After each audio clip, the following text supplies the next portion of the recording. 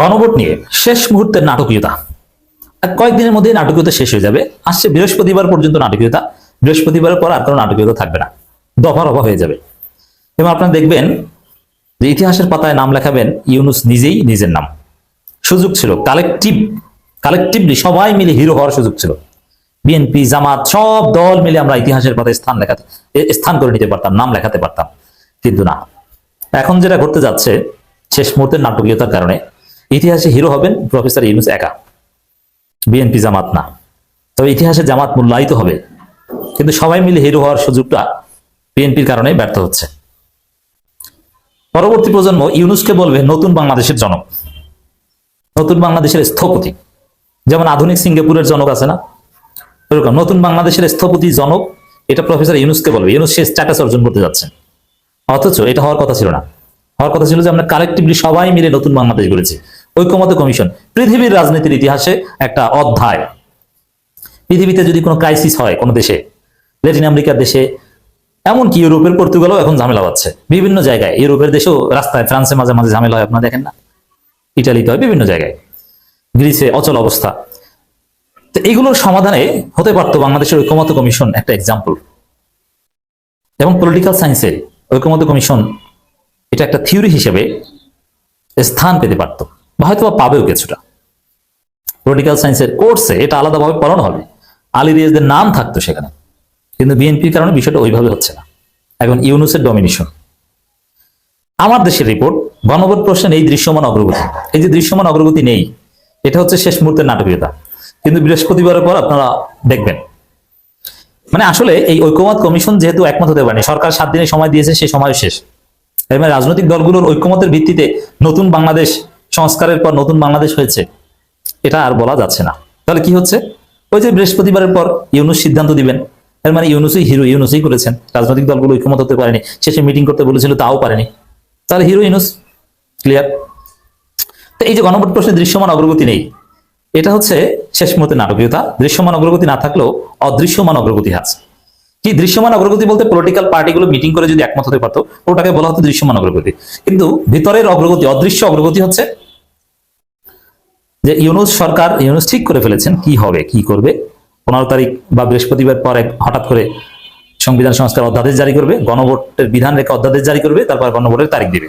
এর মানে ইউনূস হিরো, এবং এটা করবেন। এবং এইগুলো জুলাই সনদ, নোট অফ ডিসেন্ট ছাড়াই বাস্তবায়ন হবে। বিএনপি নোট অফ ডিসেন্ট, জয় বাংলা। রাজনৈতিক অঙ্গনে নতুন অস্থিরতা, এই অস্থিরতাও, এটাও শেষ মুহূর্তের নাটকীয়তা, এবং এটা কেটে যাবে। ইউনূস এই অস্থিরতা দূর করবে, এবং অস্থিরতা দূর করার জন্য যে প্রস্তুতি দরকার, সেনাপ্রধান, বিমান বাহিনী প্রধান, নৌবাহিনী প্রধান, পুলিশ প্রধান, র্যাব প্রধান এবং আনসার প্রধান, সবার সাথে আলোচনা করে সেই অস্থিরতা দূর করার সব বন্দোবস্ত ইউনূস সরকার করে ফেলেছেন, প্রফেসর ইউনূস নিজেই করে ফেলেছেন। জামাতের আলোচনার প্রস্তাবে সাড়া দেয়নি বিএনপি, এটা আরেক নাটকীয়তা। এবং এটি হচ্ছে ইতিহাসের ভিলেন হওয়া, বিএনপি ইতিহাসের ভিলেন। কারণ জামাত এই আলোচনার প্রস্তাবটা তো জামাতের না, আলোচনার প্রস্তাবটা সরকারের। উদ্যোগ নিয়েছে জামাত, উদ্যোগটা বিএনপি নিলে বিএনপি আরো বেশি রয়ে যেতে পারত। কিন্তু বিএনপি উদ্যোগ না নিয়ে এক ভুল করেছে, আবার জামাত উদ্যোগ নিয়েছে, উদ্যোগে সারা দিয়ে না দিয়ে আরেক ভুল করেছে। তাহলে জামাতের আলোচনার প্রস্তাবে সারা দেয়নি বিএনপি, এটা ওইভাবে। এর অর্থ হচ্ছে সরকারের আলোচনার প্রস্তাব বিএনপির কারণে ব্যর্থ। কারণ সরকার আলোচনার প্রস্তাব দিয়েছে যে আপনারা নিজেরা নিজে আলোচনা করেন, সেটা বিএনপির কারণে হয়নি। এর মানে বিএনপি ইতিহাসে ভিলেন হয়ে গেল। সরকারের বেঁধে দেওয়ার সময় শেষ, সে আরেকদিন আছে হিসাবে, আর একদিনের মধ্যে কি হবে তা তো বুঝেনি। এর মানে এগুলো শেষ। মঙ্গলবার মধ্যে গণভোটের ঘোষণা না হলে কঠোর কর্মসূচি হুঁশিয়ারি 8 দল, এটা আরেকটা নাটকীয়তা।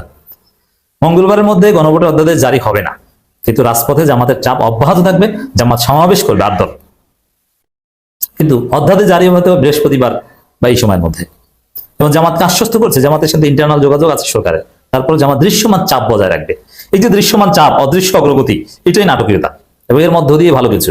BNP villain, doctor Yunus hero, collective hero সবাই হতে পারো না, জামাত ইতিহাসে মূল্যায়িত হবে। পরিস্থিতি এদিকে যাচ্ছে। গণভোট এখন দেশের রাজনীতির সবচেয়ে আলোচিত ইস্যু।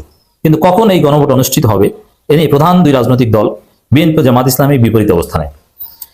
বিএনপি ও এর মিত্ররা বলছে জাতীয় নির্বাচন ও গণভোট একদিনেই হতে হবে। তাদের দাবি, নির্বাচনের আগে গণভোট আয়োজন প্রচেষ্টা, ফেব্রুয়ারি ভোট বানচালের ষড়যন্ত্র। এটার একটা সমাধান ইউনূসের কাছে আছে। বিএনপি গণভোটের বিরোধিতা করে অগণতান্ত্রিক শক্তি হিসেবে জাতির কাছে নিজেদেরকে পরিচিত করছে। কারণ গণভোট হচ্ছে গণতন্ত্রের purest form, best form, highest form. গণতন্ত্রে একমাত্র ডিরেক্ট ফর্ম, যেখানে প্রত্যেক ভোটার এক একজন এমপি, লেজিসলেচার, সেটা বিরোধিতা করলে নিজেকে গণতান্ত্রিক বলে দাবি করা যায় না। এই জন্য বিএনপি এখন নতুন যুক্তি দিচ্ছে যে গণভোট খারাপ না, কিন্তু গণভোট হলে জাতীয় নির্বাচন হবে না। তাহলে ইউনূসের কাছে সমাধানটা কি দেখেন? এই যে বললাম ইতিহাসের পাতায় নাম লেখাতে যাচ্ছেন ইউনূস, কিভাবে? ঠিক আছে, গণভোটের তফসিল আর জাতীয় নির্বাচনের তফসিল একই দিনে। এখন কি বলবেন? জাতীয় নির্বাচন অনিশ্চয়তা না, জাতীয় নির্বাচন একই সাথে তফসিল, দুইটা এক প্রস্তুতি, একই সূত্রে গাথা, কিন্তু একটা আগে হবে। এই সিদ্ধান্ত দিলে আপনি কি করবেন? আপনার যুক্তি টিকে? বিএনপির যুক্তি কোথাও টিকে না, টিকবে না। বিএনপির যুক্তি নাই। ফেব্রুয়ারিতে ভোট বানচালের ষড়যন্ত্র, এটা বলছে বিএনপি, কিন্তু ফেব্রুয়ারিতে ভোটের নিশ্চয়তা বারবার দিচ্ছে, এর মানে ভোট বানচাল হবে না। এই যে সরকারের পক্ষ থেকে বারবার বলা হচ্ছে ফেব্রুয়ারিতে নির্বাচন নিয়ে কোনো অনিশ্চয়তা নাই, ফেব্রুয়ারিতে নির্বাচন হবে, পৃথিবীর কোনো শক্তি ঠেকাতে পারবে না। এটা কেন বলা হচ্ছে? যে গণভোট হয়তো বা নির্বাচন আগেই করবে, গণভোট হবে এবং নোট অফ ডিসেন্ট বাদ দিয়ে হবে। এই কারণেই বারবার বলা হচ্ছে যে ফেব্রুয়ারিতে নির্বাচন পৃথিবীর কেউ ঠেকাতে পারবে না, এর মানে বিএনপির যুক্তি টিকবে না। পরিস্থিতি জটিল হয়ে ওঠায় অন্তর্বর্তী সরকার রাজনৈতিক দলগুলো আলোচনার মাধ্যমে সমাধান বসতে এক সপ্তাহের জন্য। এটা হচ্ছে সর্বশেষ একটু সুযোগ দেয়া। ইউনূসের মেধা, ইউনূসের যোগ্যতা, এটা যে কতটা গভীরে, এবং ইউনূস যে কোন গোডাউনের মাল, এটা বিএনপি কল্পনা করতে পারেনি। বিএনপি লন্ডন বৈঠকের পর আবার ইউনূসের, মির্জা ফখরুল কি বলবো, বয়স হয়েছে। জিয়াউর রহমানের প্রতিচ্ছবি দেখেন ইউনূসের মধ্যে, এর মানে বিএনপির আব্বা, বিএনপি ইউনূসকে আব্বা ডেকেছিলেন, সে আব্বাকে 2 দিন পর বলে বিশ্বাসঘাতক, প্রতারক, জাতির সাথে প্রতারণা করেছে নাকি ইউনূস। আপনি 2 দিন আগে কেন আব্বা বললেন? এটা হচ্ছে স্টুপিড মার্কা দলের আলামত, প্রমাণ। এই দল কোনোদিন বাংলাদেশে সফল হবে না। বিএনপির মেয়াদ শেষ হলে, যেমন মানুষ যখন অনেক বৃদ্ধ হয়, মারা যাওয়ার আগে, বয়সের কারণে মারা যাওয়া, রোগের কারণে না, তখন দেখবেন যে চোখে দেখে না, হাতের এই অংশ কাজ করে না, এই সেই সব অচল, কোন রকম একটু রুহুটা ভিতরে আছে। তো বিএনপির হচ্ছে এইটা কাজ করে না, ওইটা কাজ করে না, এইটা অচল। বিএনপি এখন অচল মারের মতো।